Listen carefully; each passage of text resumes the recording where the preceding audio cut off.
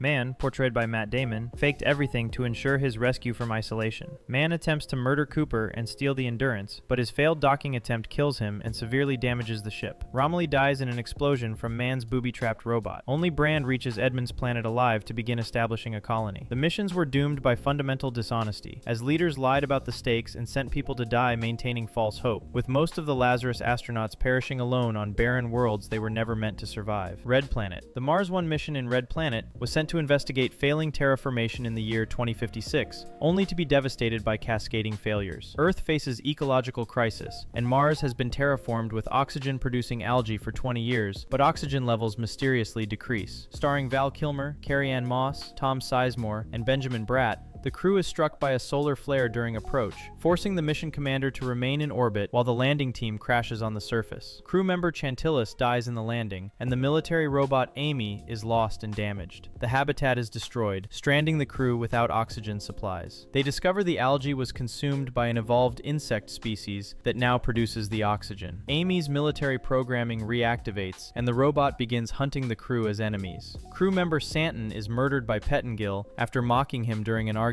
Amy kills Pettengill, and the insects consume him from the inside. Birchenall sacrifices himself to power the radio for rescue. Only Gallagher and Commander Bowman survive to return to Earth. Released in November of 2000, the film was a box office bomb, earning only $33.5 million against an $80 million budget. The mission was doomed by Murphy's Law in action, where one problem triggered an avalanche of disasters including solar damage, equipment failure, crew violence, and their own military technology hunting them, demonstrating how quickly space missions can spiral from bad to catastrophic. If you found this valuable, consider subscribing so you never miss new content. Thanks for watching.